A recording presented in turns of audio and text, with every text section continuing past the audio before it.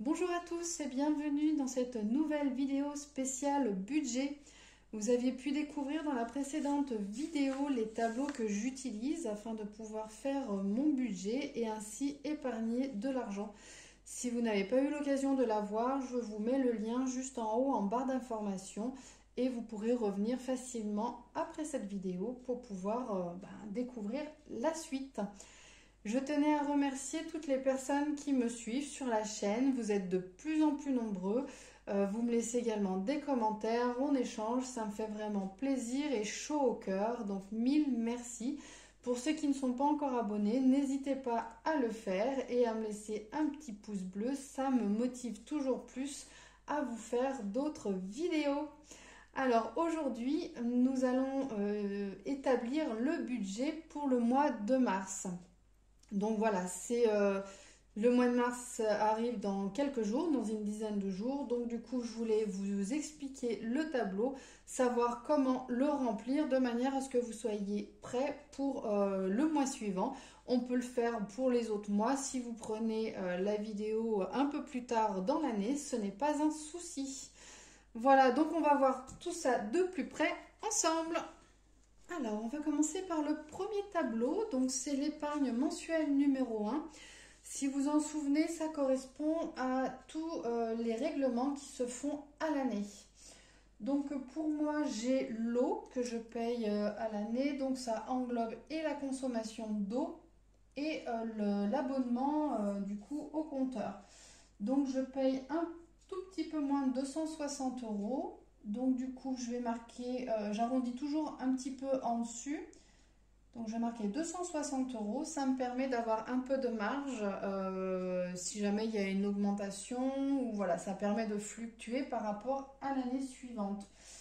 Et donc je paye début juillet. Donc du coup, je marque au 1er juillet. Comme ça, je sais qu'au 1er juillet, j'aurai le montant nécessaire ici. Concernant la taxe audiovisuelle, donc j'ai payé 138 €, donc là je mets 140 €, j'arrondis en dessus, et je ne sais plus si on paye au mois d'octobre ou au mois de novembre, donc je la mets au 1er octobre. Concernant les impôts sur le revenu, donc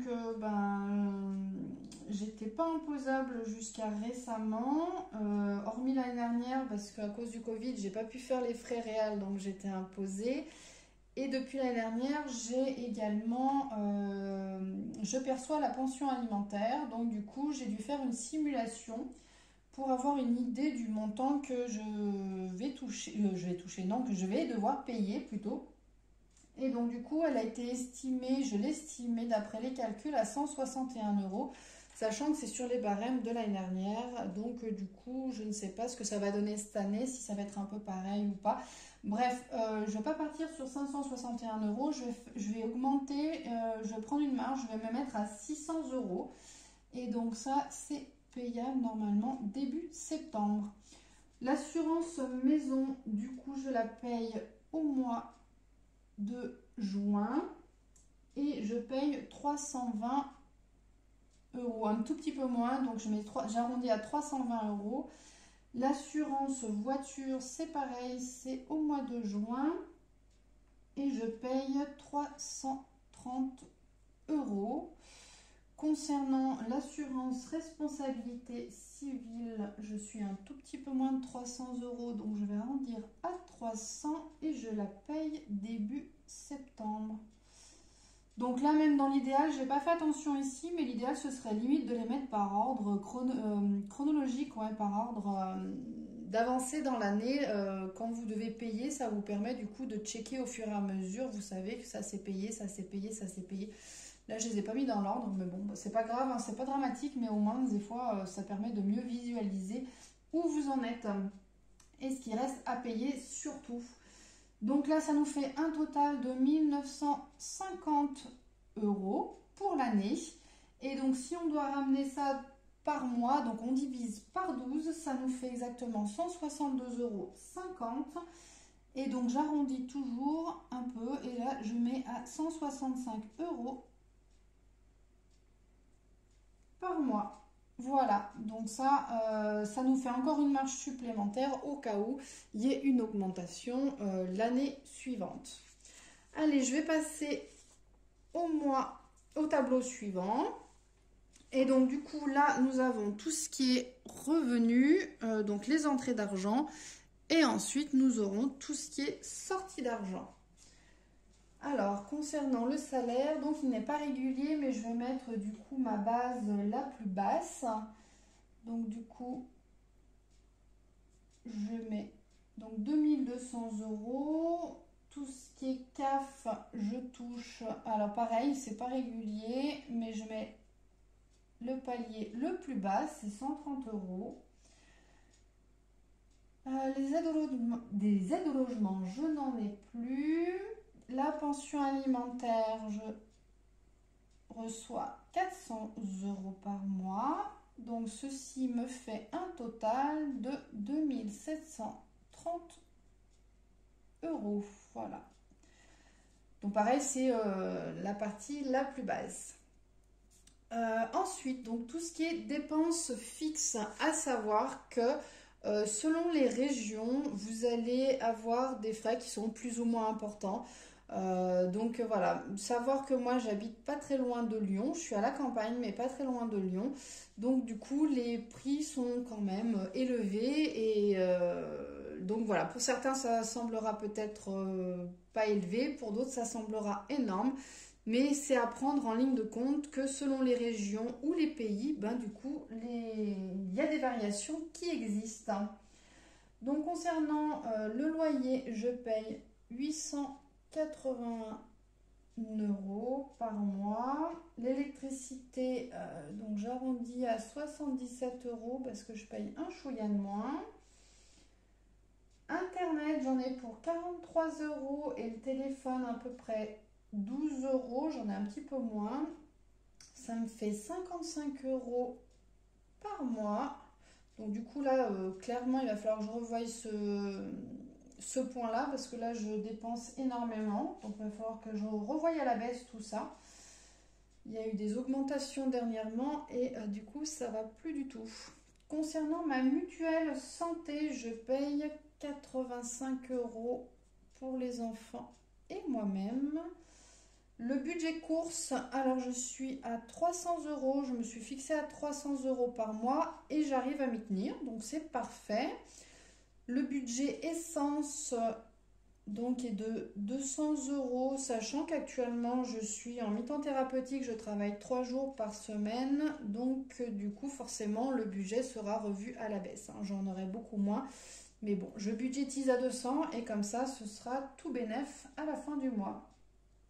Les frais bancaires, j'en ai pour à peu près 6 euros, donc je suis à 5,81 euros, je crois, un truc comme ça. L'épargne numéro 1, donc on reprend le tableau là, on était à 165 euros par mois. Donc on vient reporter ici.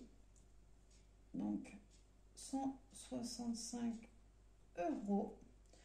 Tout ce qui est cantine pour les enfants, j'ai à peu près 110 euros par mois.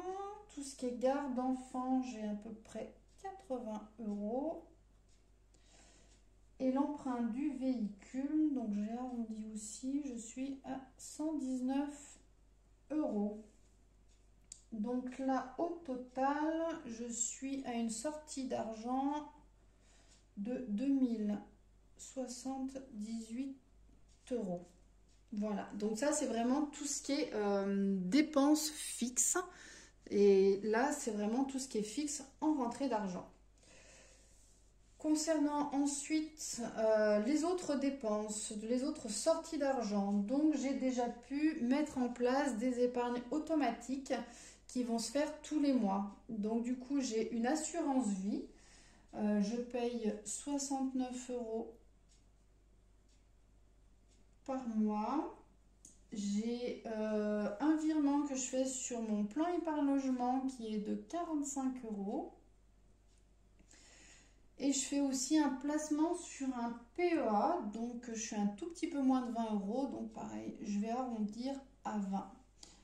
Donc là, ça me fait un budget de 134 euros déjà d'épargne, de placement que je fais déjà automatiquement tous les mois, voilà, d'office, c'est mis en place. Donc là, si je fais déjà mes entrées d'argent moins mes sorties d'argent, alors je vais le mettre ici parce que ça rentre pas en ligne, c'est pas mon calcul définitif. Donc là, si je fais, ça me permet d'avoir, il me reste 518 euros d'épargne quoi pour le moment. Donc c'est 518 euros qui peuvent officiellement me servir pour faire des sorties, des restaurants, du shopping ou voilà, mettre en ligne de compte pour mon épargne numéro 2. Donc si je n'y touche pas du tout, que je ne l'utilise pas, j'ai 518 euros net qui arrivent dans mon porte en épargne brute. Et donc du coup, plus les 134 euros que j'ai déjà automatiquement épargnés. Donc bien entendu, ces 518 euros, elle va se répartir sur le tableau ici, notre deuxième tableau. Donc sur les 518 euros, on va pouvoir retrouver donc une partie qui sera prévue pour les vacances, une autre pour les cadeaux divers et variés. Les épargnes, donc là, par rapport à la pension alimentaire, donc effectivement, j'ai 400 euros, mais je vais retirer automatiquement tout ce qui est budget pour les enfants, donc la cantine, la garde des enfants, pour tout ce qui est tenue vestimentaire, si j'ai besoin d'acheter tout ce qui est matériel scolaire ou autre, ça va être déduit des 400 euros. Et ce qui reste, du coup, sera réparti sur leur compte spécifique épargne, donc pension alimentaire. Donc j'en ai fait une pour mon fils, une pour ma fille.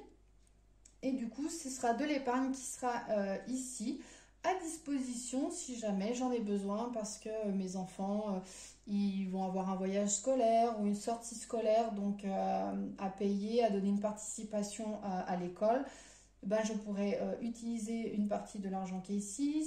Il y a des soucis liés, par exemple, des frais connexes par rapport à tout ce qui est orthodontie, tout ce qui peut être par rapport au port de lunettes éventuellement. Du coup, ça va être tout budgétisé ici. Et s'il y a besoin, je pourrais venir récupérer de l'argent sur ce compte-là, sur leur épargne, de manière à pouvoir l'utiliser dans leur intérêt. Je distingue également tout ce qui va être épargne autre que pension alimentaire. Par exemple, si moi je mets de l'argent de côté, s'ils reçoivent de l'argent à leur anniversaire, du coup je peux mettre de l'argent directement ici et je tiens bien distinct de l'autre pension alimentaire. Voilà, c'est personnel, j'ai envie d'avoir cette distinction-là. Et après, il va y avoir toute cette case qui va être épargne générale. Donc, ça va être vraiment par rapport à la maison de manière générale. Hein. Donc, ça va être s'il y a besoin de racheter, je ne sais pas, le frigo qui lâche, ou le lave-vaisselle, ou la télé, ou voilà, on a un problème. On doit venir utiliser un peu d'argent. Si on a un imprévu, ce sera ici. Si jamais il y a tout ce qui va être lié à la voiture, par exemple le contrôle technique, s'il y a des révisions à faire, les visanges, l'entretien, bref, s'il y a des pneus à changer, ça va être dans l'épargne générale aussi que du coup je viendrai taper.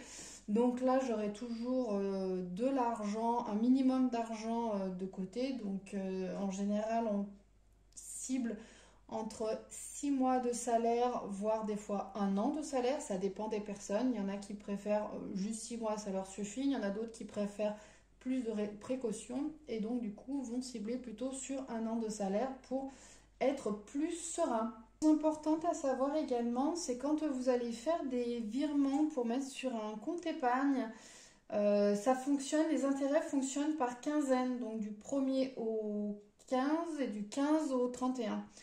Donc bien pensez à faire votre virement avant le 31 pour que soit pris en compte pour la période du 1 au 15 du mois et avant le 15 pour soit pris en compte les intérêts du 15 au 31 du mois. Ça peut paraître tout bête, c'est des petites choses voilà, toutes simples, mais en fin de compte qui vont vous permettre de gagner un petit peu d'argent. Voilà, c'est sur à une quinzaine près, votre argent va fructifier au lieu de rester dormir sur votre compte. Parce que même si vous l'avez viré, par exemple, le 16 alors que ça a démarré les intérêts à compter du 15, vous les avez virés au 16, ils seront pris en compte qu'à partir du début du mois suivant. Voilà, donc c'est tout bête. Je sais qu'en ce moment, les taux ne sont pas élevés, donc on va dire que l'incidence est faible. Mais voilà, autant prendre des bonnes habitudes tout de suite, ça vous permettra justement le jour où les taux viendraient à remonter, du coup avoir déjà pris ces bonnes habitudes-là et surtout vous n'aurez plus besoin d'y penser, ce sera un automatisme. Voilà, après par rapport à la gestion, à l'épargne que vous avez, vous pouvez utiliser du coup des comptes différents. Je ne sais pas, par exemple, si vous voulez avoir un compte spécifique pour les vacances, vous pouvez très bien mettre ça sur votre livret A. Le reste de l'argent, si c'est pour l'épargne générale en cas de coup dur, vous pouvez mettre sur un autre compte qui rémunère un peu plus, comme ça le jour où vous en aurez besoin, c'est pas tout de suite dans l'immédiat, donc du coup ça vous rapportera un peu plus d'argent. Ou si ce système de tableau vous permet de bien maîtriser, vous pouvez tout mettre sur un seul et même livret qui vous rapporte beaucoup. Ça vous permettra justement de pouvoir justement faire davantage fructifier votre argent. À savoir que cette épargne-là, faut pas qu'elle soit bloquée par contre. Ne mettez pas sur des plans épargne logement par exemple, parce que du coup, vous êtes susceptible de retirer régulièrement ou facilement cet argent. Alors que le plan épargne logement, il faudra le casser. Donc si vous le cassez, c'est pas intéressant non plus. Donc le plan épargne logement, c'est vraiment sur de long terme. Donc là, ciblez plutôt un livret A, ciblez tout ce qui va être compte, petit compte, compte style des LDD, des Codévi, ce genre de choses qui voit même un plan d'épargne populaire, livret d'épargne populaire qui vous permet justement d'avoir un taux intéressant tout en ayant la disponibilité de l'argent. Voilà, écoutez, je pense avoir fait le tour de tout ça. Je referai un point fin du mois de mars, voire peut-être tout début avril pour pouvoir vous faire un point sur mes dépenses, savoir mon épargne que j'ai pu effectivement réaliser et du coup mettre en place celle d'avril, du coup derrière en route. Voilà, si vous avez des questions, n'hésitez pas à me les poser en dessous de la vidéo. Je me ferai un plaisir de vous répondre et éventuellement s'il y a besoin d'éclaircissement, je le ferai dans une prochaine vidéo avec grand plaisir. Si la vidéo vous a plu, n'hésitez pas à la liker, n'hésitez pas à la partager autour de vous également si celle-ci elle peut servir à d'autres personnes et à vous abonner à ma chaîne si ce n'est pas encore déjà fait car il y a plein d'autres vidéos à venir sur tout ce qui est budget et également tout ce qui est économie que vous pourrez faire. Voilà, je vous dis à très bientôt pour une prochaine vidéo. Ciao, bye bye!